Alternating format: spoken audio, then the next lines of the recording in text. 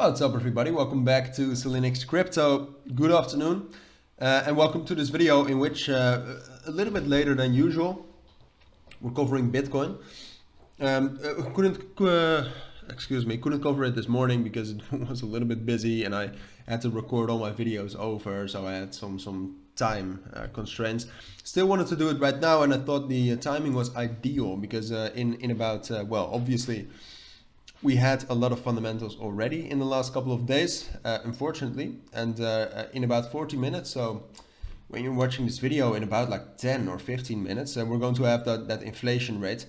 That's going to be causing some huge moves, all right? So some huge moves are coming depending on the outcome of that inflation rate. First, if we take a look at Bitcoin, you can see that we have stabilized a little bit today. Volume is dropping down, which is actually a great thing because we need some stability, and for that the volume probably needs to drop. Then if you take a look at the technical specifically, you can see that we found support here at this level between 15,750 and 16,500. Managed to get to that 236 web earlier today, but right now we're already struggling again with 16,500. So even though we have recovered a little bit, we're not bullish. We're far from bullish, obviously, but still I wanted to say that. So right now it's all about that inflation rate. So I kind of wanted to talk about what could happen in the worst case scenario. But also, obviously, you know me, I'm a pretty optimistic guy. Also in the best case scenario. So let's talk about that. Right now, the most important things to look at, and you can all follow that right here at myfxbook.com. The most important ones are the inflation rate and the core inflation rate. Inflation rate and CPI are kind of the most important ones, but those are kind of the same thing. All right, this is just the core, the consumer price index, which is the inflation rate, but then more applied to like the real world. Altogether, if this is higher than expected, higher than the consensus, it's bad. If it's lower than the consensus, lower than expected, it's good. A good way to memorize that is just, would you like more or less inflation? Less, obviously. That's good for you. It's also good for the markets, and vice versa.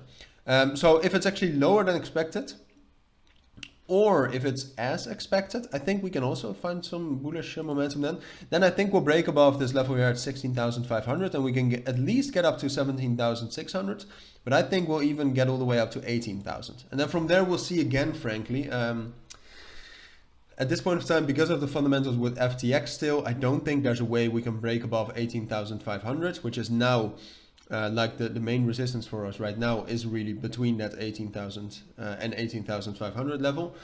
But we can definitely try, and it would be the start of something better than where we're at right now, obviously, and I think we all deserve that. But on the other hand, and this might hit quite hard, but if it's actually higher than expected, that's bad. That's just bad fundamentals on top of bad fundamentals. If that happens, we'll instantly drop down to 15,500, but I very much doubt that we're going to hold that. And the moment that breaks, you have a little bit of support at 15,000, but barely any. And the real first support really comes around to 14,500, 14,000. So unfortunately, I have to say that it looks most likely that we'll drop down there, obviously depending on the outcome of the inflation rate numbers. But yeah, so that's a full analysis of what's about to happen with Bitcoin. So if you do have any questions about it, let me know down in the comments, and I'll try to answer that quickly. But for now, take care and bye.